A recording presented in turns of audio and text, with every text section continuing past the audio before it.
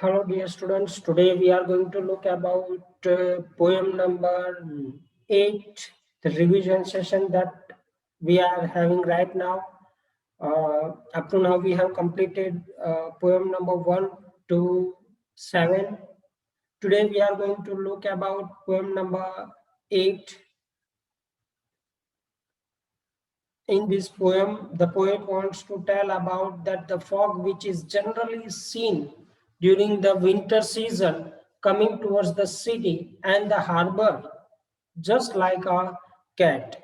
हमें ये पोएम में पोएट बता रहे हैं कि जनरली जो फॉग होता है वो फॉग विंटर सीजन के अंदर ठंड की वजह से हवा जब भारी हो जाती है तब ऊपर से नीचे की ओर आता है और पूरे के पूरे सिटी को घेर लिया जाता है। फॉग से यानी सिटी पूरी की पूरी भर जाती है। तो ये बताया है, this means that it is approaching the city in a very silent manner. इसका मतलब ये है कि जैसे कैट किस तरह से हमारे या आपके घरों के अंदर आती है बिल्कुल शांति से, ठीक उसी तरह यहाँ पे फॉग भी पूरी के पूरी सिटी के अंदर चारों ओर घूमने लगता है और फिर धीरे धीरे लोग उसको नोटिस करते हैं। He has compared it a rival to that the cat, because a cat always enters a place very silently। यहाँ पे बताया गया है कि जब भी कैट इस तरह के घरों में कभी भी आती है तो कितनी शांति से आती है, किसी को मालूम भी नहीं पड़ता। ठीक उसी तरह यहाँ पे हमें फॉग आते हुए दिखता तो नहीं है, लेकिन फटाफट धीरे धीरे, आवाज तो नहीं होती लेकिन धीरे धीरे वो दिखना शुरू करता है। Right, and it appears as if it is sitting by the foldings it legs and looking around just the way a cat does. जिस तरह से बिल्ली दिखती है उसी तरह से चारों ओर फॉग हमें दिखना शुरू हो गया है। राइट, तो इस पोएम के अंदर एग्जैक्टली हमें क्या बताया गया है, चलो हम देख लेते हैं। In very first stanza the poet talks about the fog is a thick cloud of tiny water droplets present in the atmosphere। हवा के अंदर जो पानी होता है उसकी छोटी छोटी बूंदें बनती है, उसी चीज को हम यस फॉग बोलते हैं। It is generally seen during the winter season. Dear student, यहाँ पे ये चीज याद रखना है कि फॉग जनरली आपको विंटर सीजन में ही दिखता है। Here the poet describes the advancement of the fog towards the city. Advancement का मतलब होता है धीरे धीरे बढ़ना सिटी की, और जिस तरह से फॉग बढ़ता है वो यहाँ पे बताया गया है, और धीरे से किस तरह से सिटी को पूरा का पूरा कवर कर लेता है वो फॉग, वो बताया गया। Poet says that the fog comes like a cat, comes on its little feet। Poet कहना चाहता है कि वो कैट की तरह धीरे धीरे कदमों से आता है।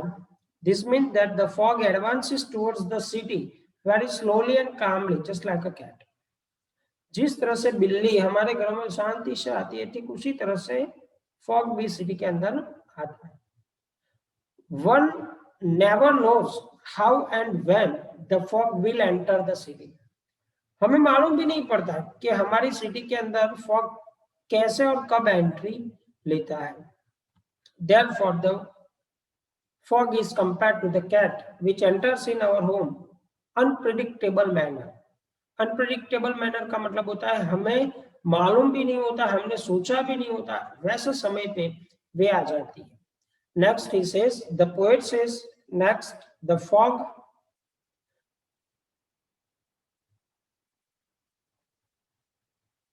sits over the whole city silently as the cat been sitting by its hind legs itself। Similarly, it seems that the fog silently covers the whole of the city, the harbor, and it's sitting over them looking around like a cat। वो जिस तरह से बिल्ली देखती है उसी तरह से फॉग चारों ओर घूम जाता है।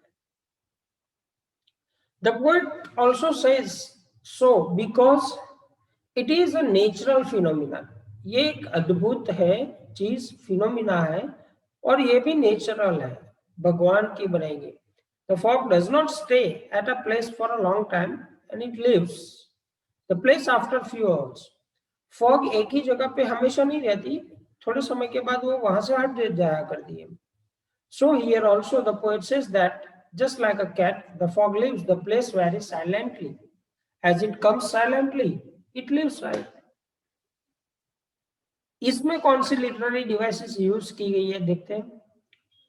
Metaphor, fog is compare to cat, जिसमें लिखा है ना on little cat feet. On little cat feet यानी जिस तरह से बिल्ली के कदमों से आना, यानी चुपके से आना, तो ये मेटाफोर है.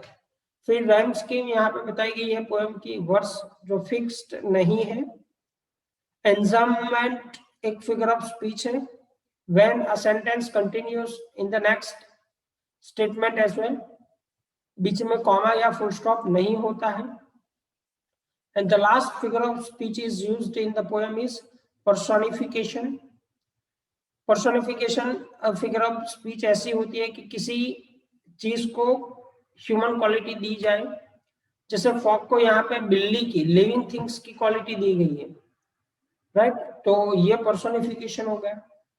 I hope dear this will help you to understand the unit better, this poem better, right? Now you have to just write down these literary devices that I have explained and the summary that I have given in this video. Stay home, stay safe, and keep preparing for your board examination. Thank you very much.